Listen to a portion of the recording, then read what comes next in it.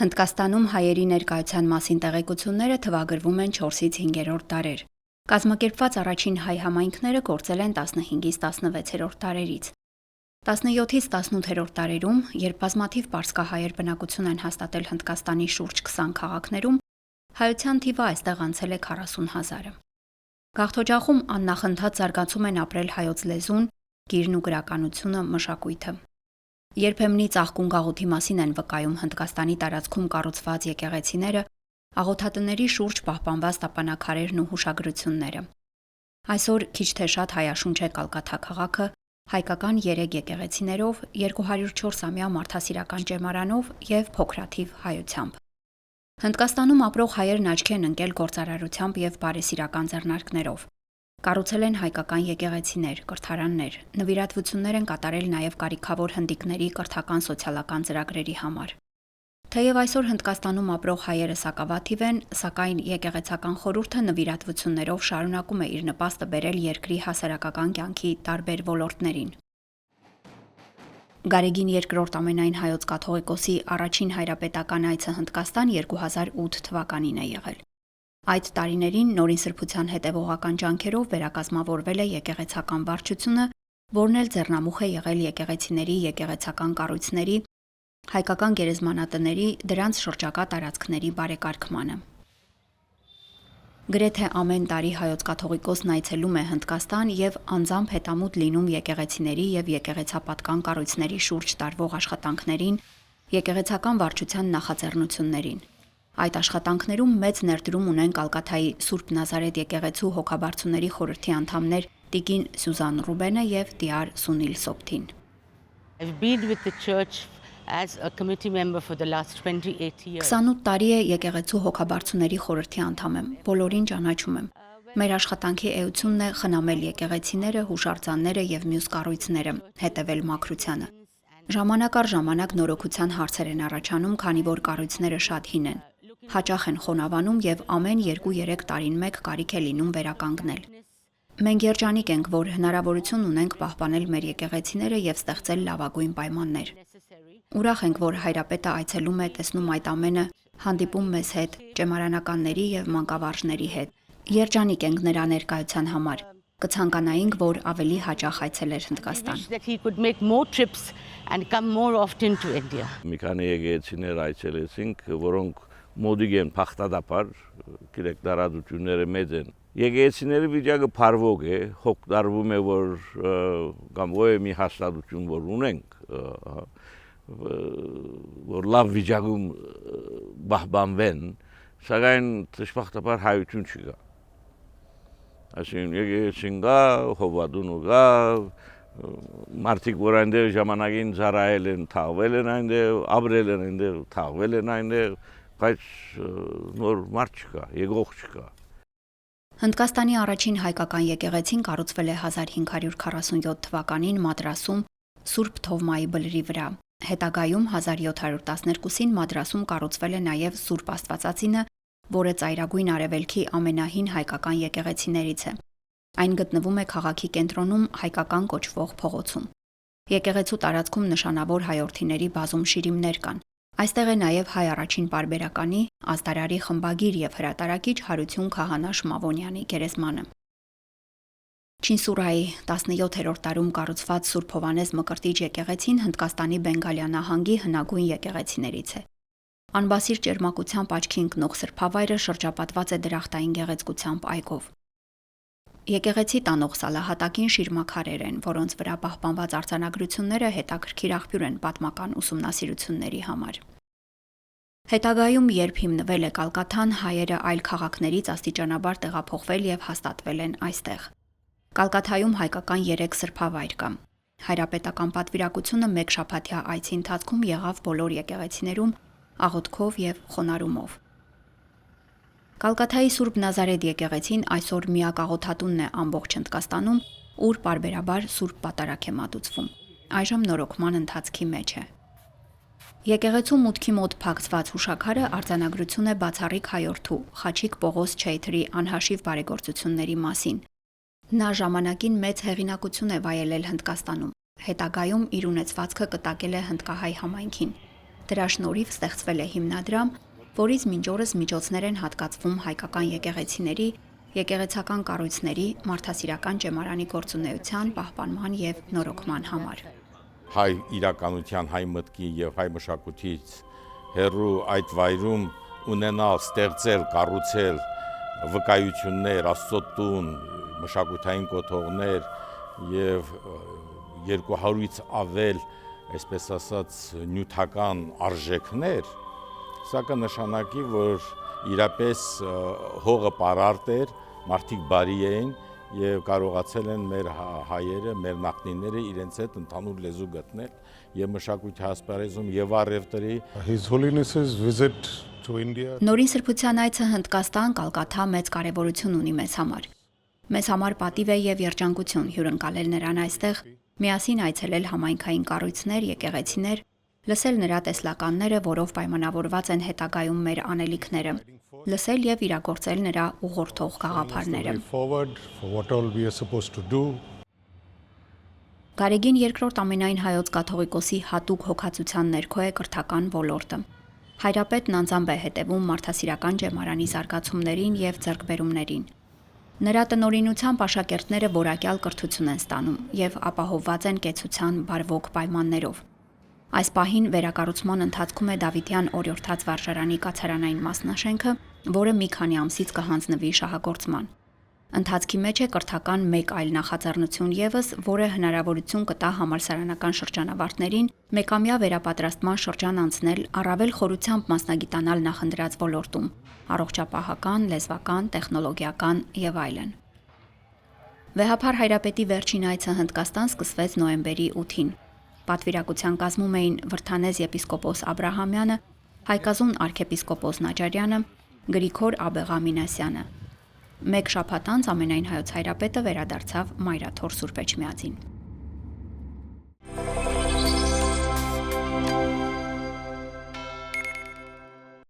Նոյեմբերի 8-ին Ռումինիայի ուղղափառ եկեղեցու պատրիարք Նորին Սրբություն Դանիելը պատրիարքական նստավայրում ընդունել է հայ եկեղեցու պատվիրակությանը։ Թեմակալ առաջնորդների Ռումինիայի հայոց թեմի առաջնորդ Տաթև եպիսկոպոս Հակոբյանի գլխավորությամբ։ Իր խոսքում Դանիել պատրիարքը շեշտել է. ռումինների եւ հայերի միջև դարավոր հարաբերություններ կան, երկու ժողովուրդներն էլ զգալի ներկայություն ունեն Սփյուռքում։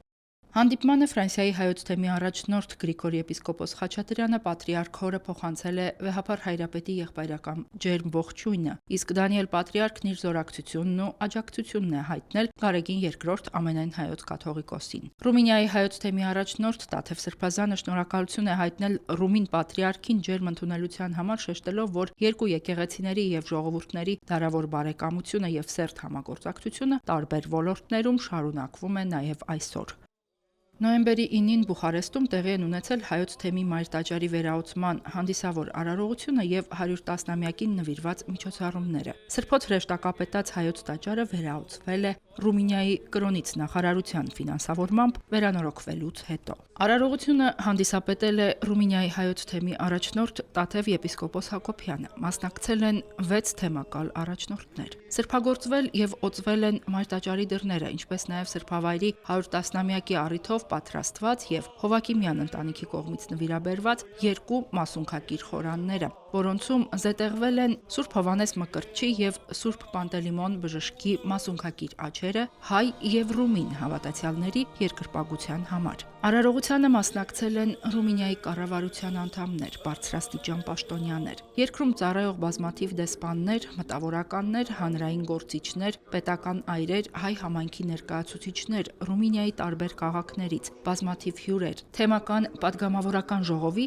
թեմական ու ծխական խորհուրդների անդամներ։ Պատարագի ժամանակ խորանին ծառայել են հոգևոր սպասավորներ Ուկրաինայի, Բուլղարիայի, Ռումինիայի եւ Հունաստանի թեմերից։ Գարեգին II ամենայն հայոց հայրապետի սրբատար կոնդակը ընթերցել է Ֆրանսիայի հայոց թեմի առաջնորդ տաճարի 110-ամյակի միջոցառումներին վեհափառի ներկայացուցիչ Գրիգոր եպիսկոպոս Խաչատրյանը։ Այնուհետև ընթերցվել են ռումին պատրիարքի, Ռումինիայի նախագահի, վարչապետի եւ կրոնից նախարարի ուղերձները նվիրված մայր տաճարի 110-ամյակին եւ վերահսկմանը։ Թեմակալ առաջնորդի կողմից սրբոց հրեշտակապետած Միքայել եւ Գաբրիել շքանշանների են արժանացել Ռումինիայի նախագահը, պատրիարքական փոխանորդը, կրոնից ներկա եւ նախկին նախարարները, տաճարի արտաքին հիմնանորոգման պատասխանատու ճարտարապետն ու շինարարները, բազմաթիվ նվիրյալներ։ Թեմակալ առաջնորդն իր խոսքում շնորհակալություն է հայտնել Ռումին պետությանը եւ եկեղեցուն կրոնների նախարար Չիպրիան Վասիլե Օլինիչին վերանորոգչական աշխատանքների ֆինանսավորման համար, ինչպես նաեւ ներգրավված բոլոր անձանց եւ կազմակերպություններին,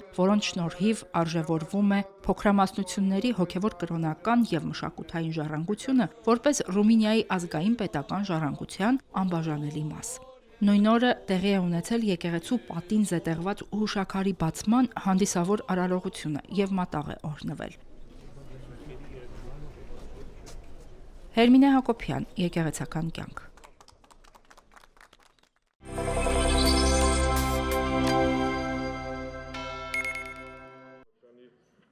Նոյեմբերի 20-ի Սրբազան պայքարի դատական գործով հերթական նիստներ։ Նախագահում էր դատավոր Կարեն Ֆարխոյանը։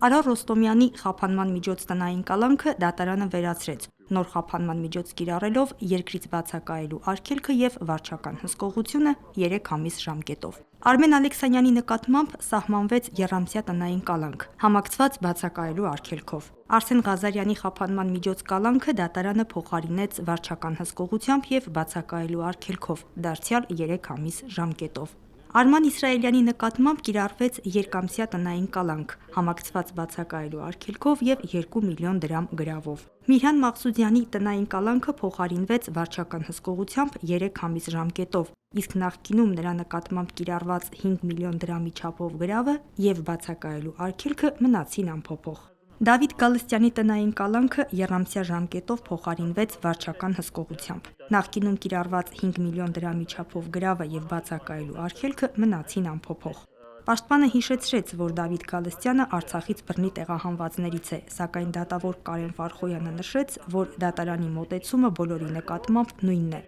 անկախ սեռից, բնակության վայրից կամ ազգությունից։ Կարո Օկումուշյանի խափանման միջոց կալանքը փոխարինվեց եռամսյա տնային կալանքով, համակցված բացակայելու արգելքով եւ 1 միլիոն 500 հազար դրամի չափով գրավով։ Նոր խափանման միջոցները այս անձինք կկրեն նոյեմբերի 26-ից սկսած, սահմանված նախորդ խափանման միջոցների ժամկետները լրանալուց հետո։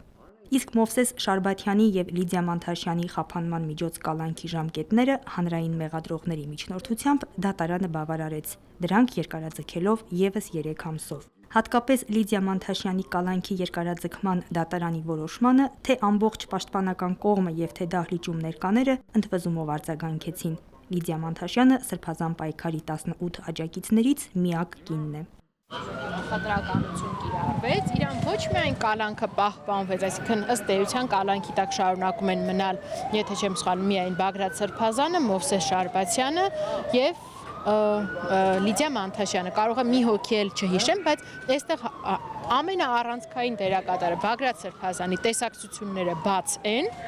Լիդիա Մանթաշյանի տեսակցությունները փակ են։ Եվ դա ինչով է հիմնավորվում։ Չհիմնավորվեց, դուք ինքներդ լսեցիք, ասեցին, պահեք, ասում են, այո, պահեք, ինչ պատճառաբարություն, որևէ տառ, որևէ բառ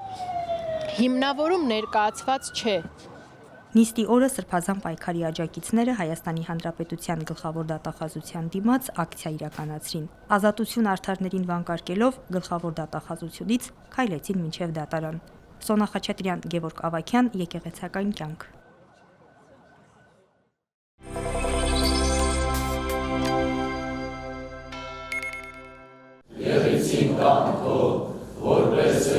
Նոյեմբերի 20-ին Արագածոտնի թեմը միասնական աղոթքի էր մեկտեղվել Թալինի Սուրբ Աստվածածին եկեղեցում։ Թեմակալ առաջնորդ Տեր Մկրտիչ եպիսկոպոս Պրոշյանի օրհնությամբ ամեն 5 շաբթի թեմի որևէ եկեղեցում կատարվում է միասնական ժամերգություն եւ թեմի հոգեվոր դասը, Արագածոտնի թեմի վարչական խորհրդի ատենապետ Տեր Շնոր Կապեղա Ապալոյանի հանդիսապետությամբ մեկտեղվում է միասնական աղոթքի։ Հոգեվոր դասն ու հավատացյալները Թալինի Սուրբ Աստվածածին եկեղեցում աղոթեցին Մկրտիչ, Բագրատ, Միքայել Սրբազանների, Տեր Գարեգինի, հանուն եկեղեցու եւ հայրենիքի բոլոր ազատազրկվածների համար։ Ամբողջ թեմով հոգեվորականներով հավաքվել ենք աղոթելու մեր հայրենիքի համար, մեր զինվորի համար, առհասարակ մեր հայ ժողովրդի համար։ Մեր աղոթքների հիմնական խնդրանքն է Աստծուց, որ Աստված իր օրհնությունը բերի մեր ազգին, մեր ժողովրդին, մեր սրբազան հորը Մկրտիչ Սրբազանին եւ առհասարակ մեր Միքայել Սրբազանին, Բագրատ Սրբազանին, այսօր ապօրինաբար բանտարկված մեր մյուս հավատավոր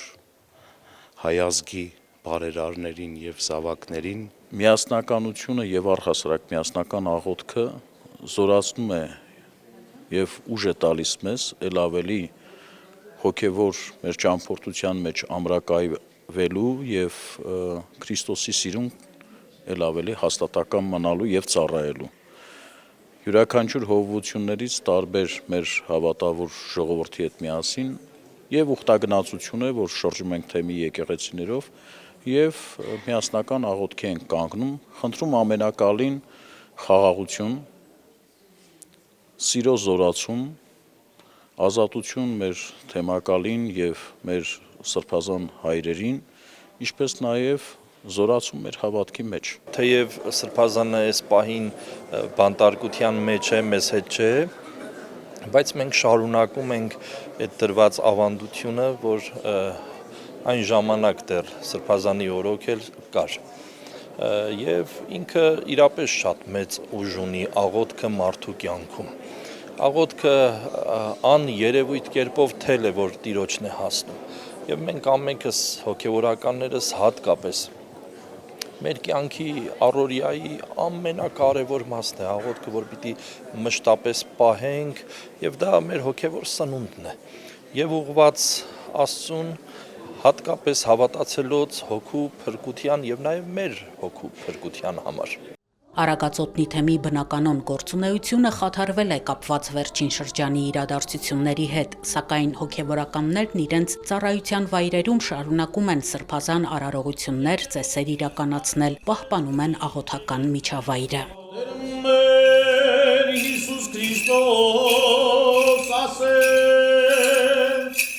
Թալինի Սուրբ Աստվածածին եկեղեցու հոգևոր հովիվ Հայկ Քահանա Սահակյանը պատգամում է հարատև ու անդադար աղոթքի մեջ մնալ ու հիշեցնում է, գիշերին հաջորդում է այգաբացը։ Միասնական հաջորդ ժամերգությունը կկատարվի նոյեմբերի 27-ին ժամը 19-ին Ապարանի Սուրբ Խաչ եկեղեցում։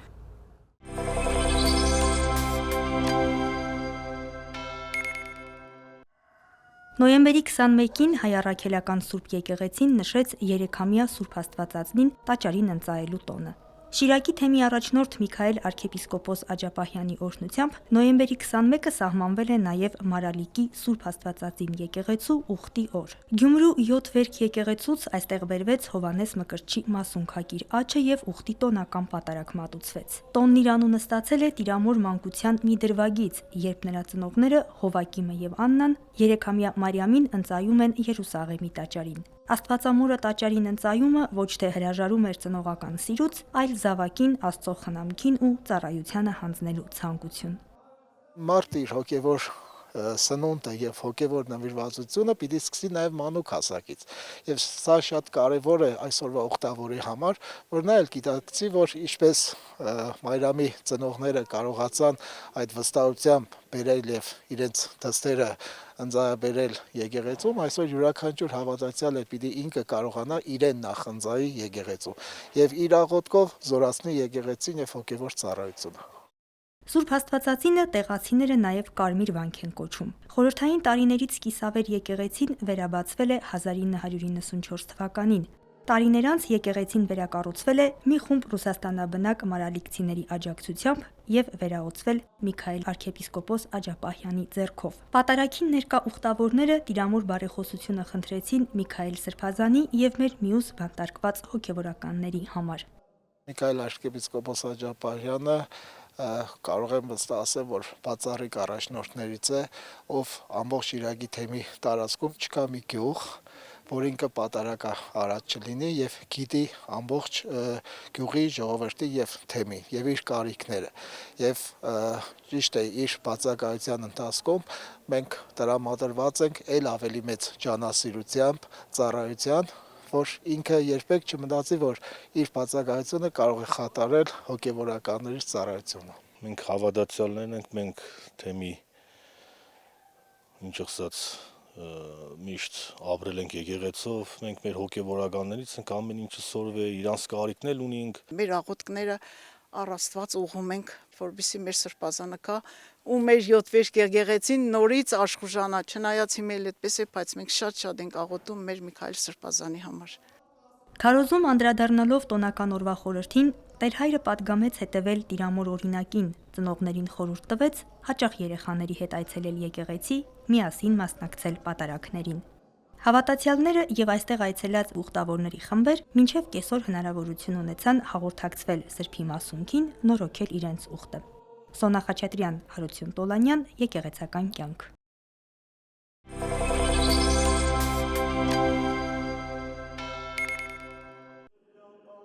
Սուրբ Աստվածածնի տաճարին ընծայման տոնը քրիստոնյա բոլոր եկեղեցիները հաստատուն կերպով տոնախմբում են նոյեմբերի 21-ին։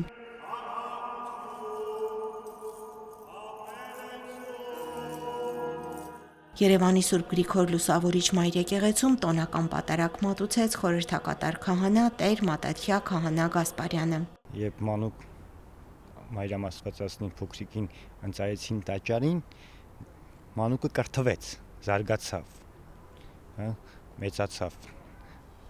թե հոգեպես, թե իմաստապես, թե նաև տարիքով, եւ այդ պտուղը ինքը քաղեց եւ Աստված բնակվեց իր որովայնում եւ իրենից ծնվեց մարդկության փրկիչը։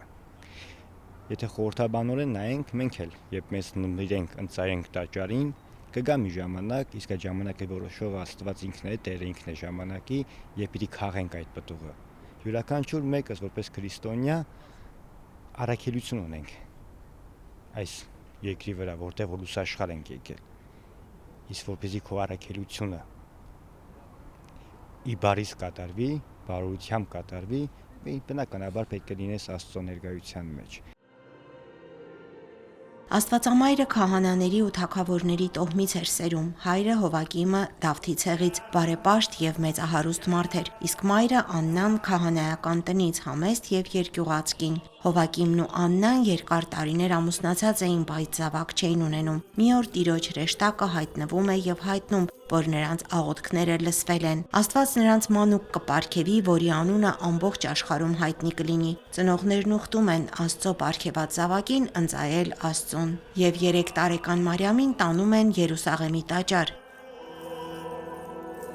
Երբ նրանք կանգնեցնում են տաճարի աստիճանների առաջ, ի զարմանս ներկաների, առանց որևէ դժվարության բարձրանում է 15 աստիճաններով։ Մուտքի մոտ Սուրբ Մարիամին ընդառաջ է գալիս Զաքարիա քահանայապետը։ Տեր հայրն իր քարոզում անդրադարձավ ամենանվիրականն Աստծուն նվիրաբերելու պատրաստակամությանն ու անխոնջ հավատին։ Եթե մի բան ի պահ ես տալիս մարդուն, կարող ես ընդմիշտ կորցնել, Աստծուն նվիրաբերված յուրաքանչյուր բան ավելիով է վերադառնում, ասաց նա։ Աստծուն հանդիպելու եւ նրան իր մեջ գրելու համար Կույս Մարիամը պետք է պատրաստվեր։ Նմանապես մեզնից յուրաքանչյուրը պետք է գիտակցի եւ հիշի, որ այս աշխարհի գործերից ու հոգսերից այն կողմ կա ավելի կարեւոր բան։ Լիաննա Չիչակյան, Մեսրոպ Ավետիսյան, Եկեղեցական կյանք։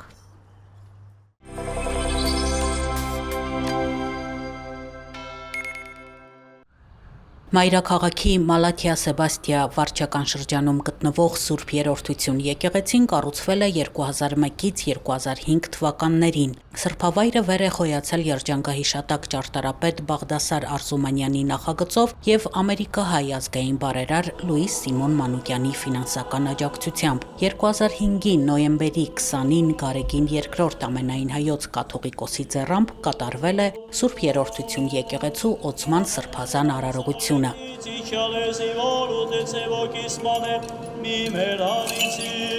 Սուրբ Երրորդություն եկեղեցու օծման 20-ամյակի առթիվ ուխտի պատարագ մատուցվեց։ Պատարագիչը Տեր Հուսիկ քահանա Դոխոլյանն էր։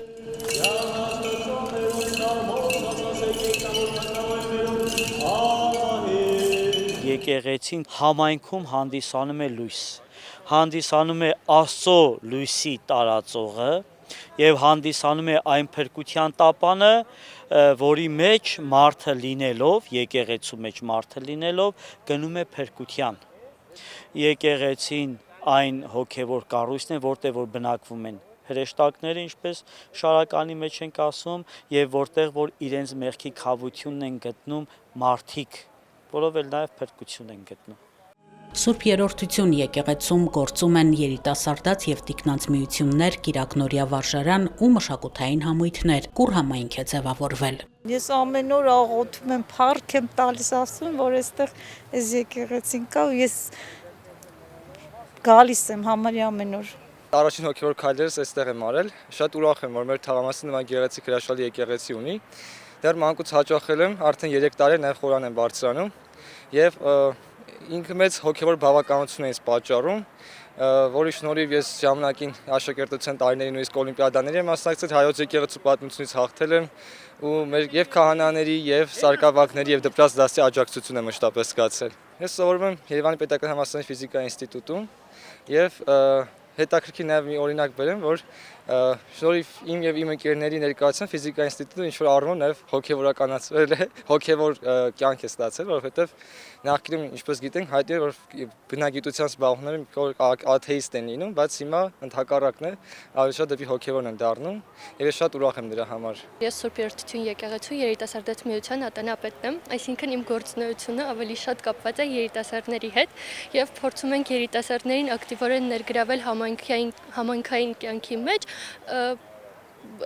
կազմակերպելով ուխտագնացություններ համայնքի հետ, ինչ-որ միջոցառումներ, բարեգործական ծրագրեր։ Հոբելյանի առիթով ծխական համայնքի անդամները հարակից տարածքում ծառեր տնկեցին, մատաղ օրհնվեց ու բաժանվեց։ Երեկոյան տիկնանց երիտասարդաց միությունների ներկայացուցիչները, Կիրակնորիա դպրոցի սաները, Խորոտիկ ազգային երկու պարի համույթը, Նռանե ժողովրդական պարի խումբը, Սրբավայրի գործունեությանը սատարող մարդիկ մասնակցեցին 20-ամյակի տոնական հանդիսությանը։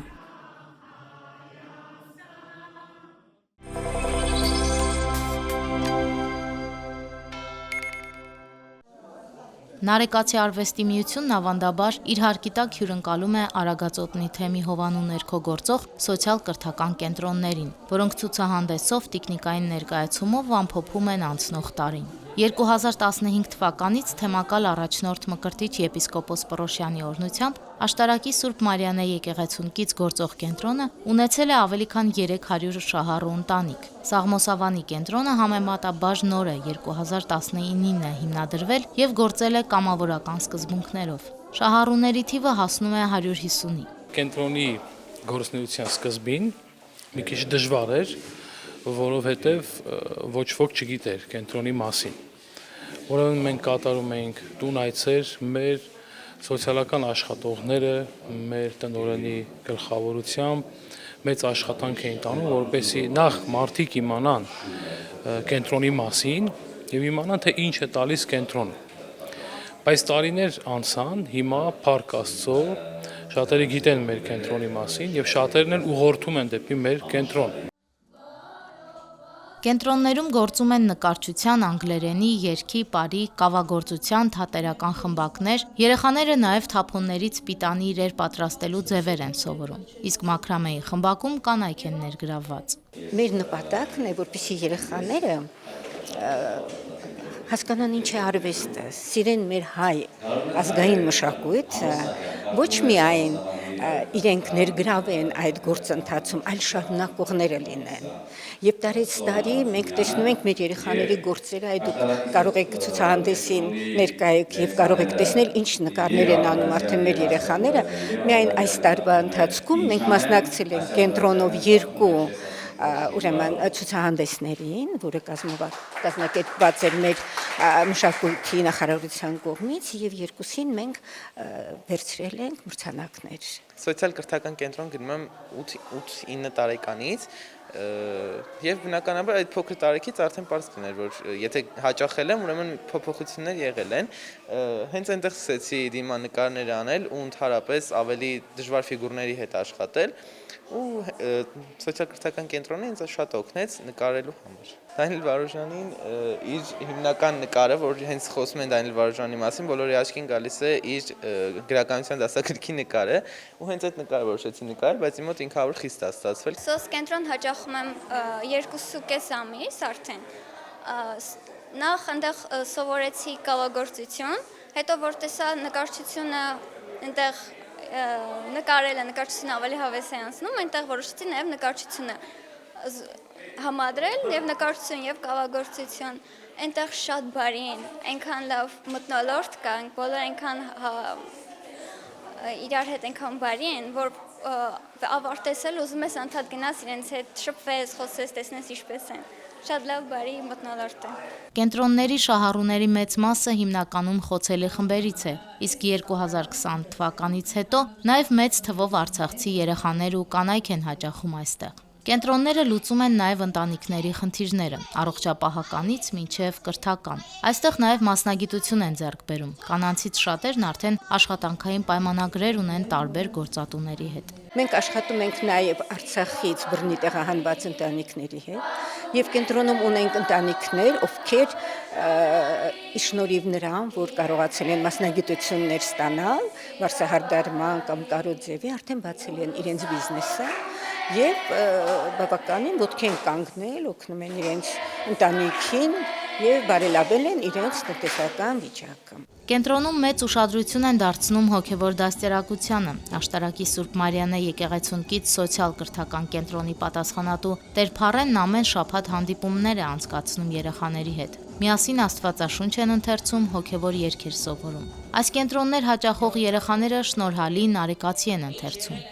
Բացի այն, որ իրենք պարբերաբար կարելի ասել ամենօրյա շփում ունեն հոգևորականի հետ, հատուկ դասել են անում, որ կիրակնորիա դպրոցի տրամաբանությամբ է գործում, որը մեր երեխաների համար շատ կարևոր է հոգևոր կրթությունը, հոգևոր ազգային կրթությունը, որ իրենք այդտեղ էլ գտնում են իրենց։ Եկեղեցու գրեթե բոլոր թեմերի հովանու ներքո գործում են նման սոցիալ-կրթական կենտրոններ, որոնք զգալիորեն լուծում են խոցելի ընտանիքների խնդիրները։ Անուշ Առաքելյան, Վռամ Խանամիրյան, Եկեղեցական կյանք։